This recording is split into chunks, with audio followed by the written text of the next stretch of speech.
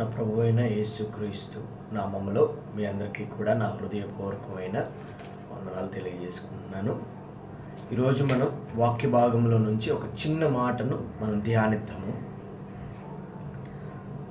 సామెతల గ్రంథము 23వ అధ్యాయము 26వ వచనంలో ఒక చిన్న మాటను మీకు చదివి నేను వినిపించాలని ఆశపడుతున్నాను. నేను చదువుతున్నాను. నా కుమారుడా, నీ హృదయమును నాకిమ్ము, నా మార్గములు నీ కన్నులకు ఇంపుగా నుండనిమ్ము. మీరందరూ విన్నారు కదండి ఈ మాట. ఇక్కడ ఏమంటున్నారంటే ప్రభువైన యేసుక్రీస్తు వారు, నా కుమారుడా, నీ హృదయము నాకిమ్ము. ఒకసారి మీరు ఆలోచించండి, మీ హృదయ పరిశీలన చేసుకోండి. మీ హృదయాన్ని ఎవరికి ఇచ్చారో ఒకసారి జ్ఞాపకం చేసుకోండి. జరిగిపోయినటువంటి కాలంలో, జరిగిపోయినటువంటి రోజుల్లో మీ యొక్క హృదయాన్ని ఎక్కడ పెట్టారు, లేదా మీ యొక్క హృదయాన్ని ఎవరికి అంకితం చేశారు? మీరు ఒకసారి పరిశీలన చేసుకోండి, హృదయ పరిశీలన.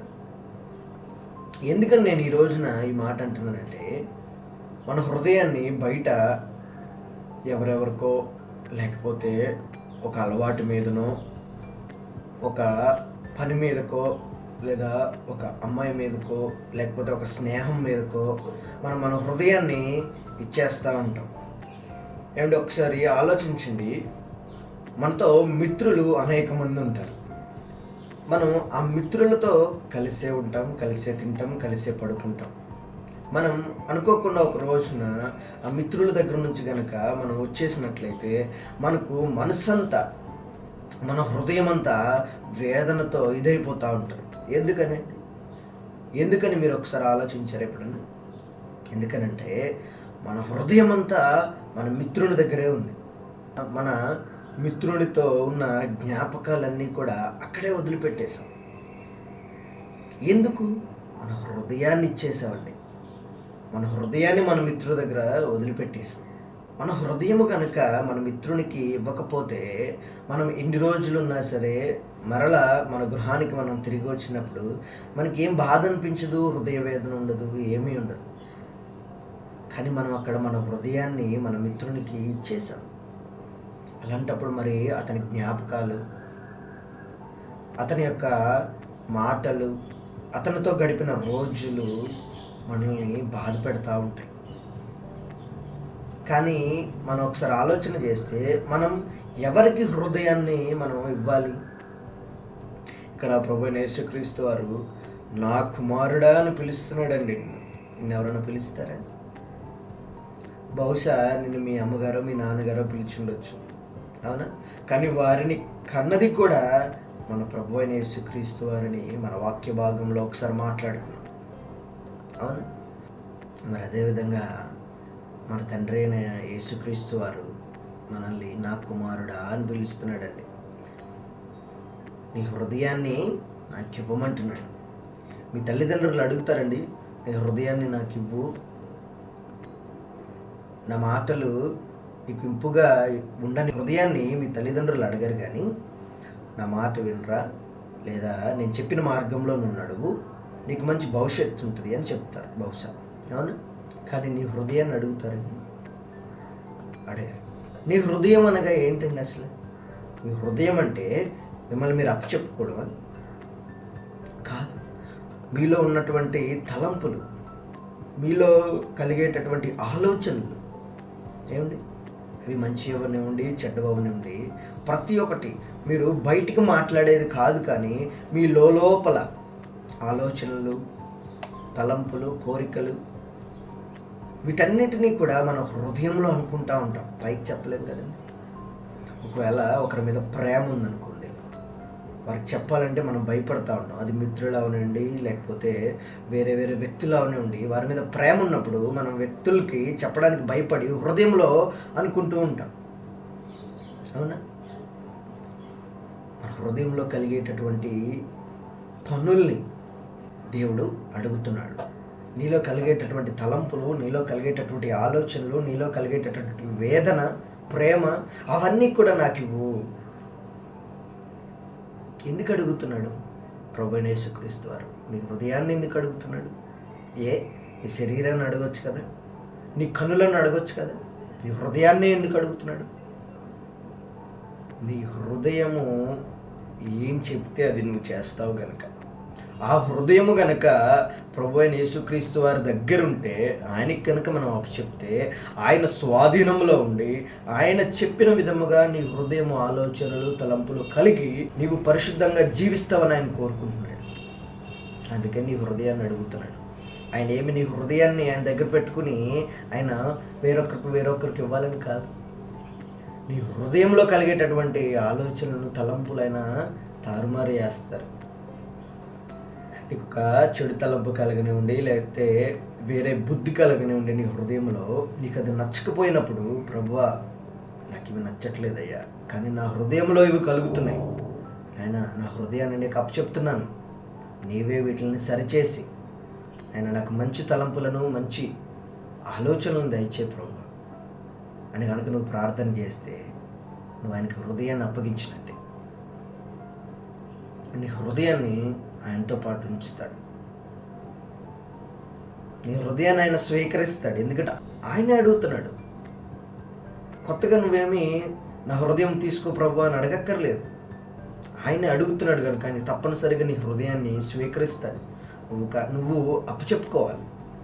నీ యొక్క హృదయాన్ని అప్పచెప్పుకోవాలి. ప్రభువా నా హృదయాన్ని నీకు అప్పచెప్తున్నానని తీర్మానం తీసుకో. ఈరోజు నీ హృదయంలో కలిగేటటువంటి ప్రతి ఒక్క ఆలోచనను తలంపులను ఆయనకు అప్పచెప్పు.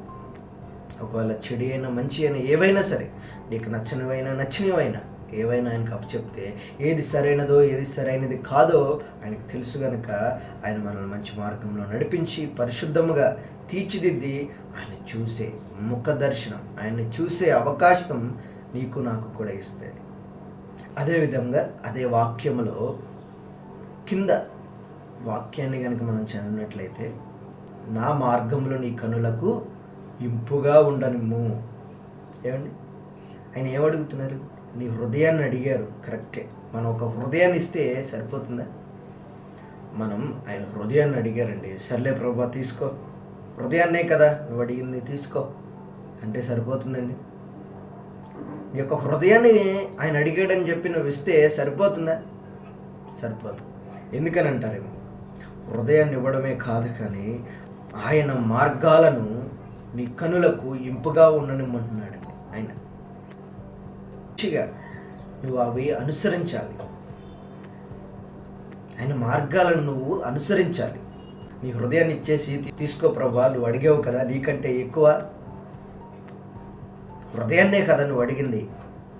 పని చేసుకునేటటువంటి కాళ్ళను చేతులను కన్నులను కాదు కదా, హృదయాన్నే కదా, ఎంతసేపు అది ఇవ్వడం అని చెప్పి నీ హృదయాన్ని ఇస్తావు, కరెక్టే.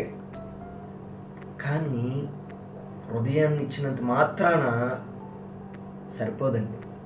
ఎందుకంటే ఆయన మార్గాలను మన కనులకు ఇంపుగా ఉండనివ్వాలి, ఇంపుగా చేసుకోవాలి. ఏమండి, ఎంత అదృష్టం అండి మనకి. మన ప్రభువైన యేసుక్రీస్తు వారు మన పాపాలను కడగడానికి ఈ భూలోకంలోకి వచ్చారు. మనం ఎంత అదృష్టవంతులు. ఎవరైనా మన కోసం, మన పాపాల కోసం శిక్ష పొందుతారా? ఒకసారి ఆలోచించండి. ఆయన ఏమీ అడగట్లేదండి, కేవలం మీ హృదయాన్ని అడుగుతున్నాడు. ఆయన మార్గాలను మీ కనులకు ఇంపుగా ఉండనిమ్మంటున్నాడండి. ఒకసారి ఆలోచించండి. ఆయన ఏమి మిమ్మల్ని కష్టక్లిష్ట పరిస్థితుల్లో వదిలిపెట్టేవాడు కాదు. ఆయన ఏమి మిమ్మల్ని దిగజారిపోయినటువంటి జీవితంలోనే ఉంచేటటువంటి వాడు కాదు. ఒకసారి ఆలోచించండి. ఏముందండి, ఆయన మార్గాల్లో నడుచుకోవాలంటే ఎంతసేపు అండి? ఏమండి, ఎప్పుడు ఈ పాపపు లోకంలోనే ఉండి మీకు విసుగు రావట్లేదా? ఒకసారి ఆలోచించుకోండి. మీకు విసుగు రావట్లేదా? ఇంకెంతకాలమైనా ఆ పాపం లోకంలోనే పడిపోయి ఆ పాపమే చేస్తూ ఉంటారు మీరు.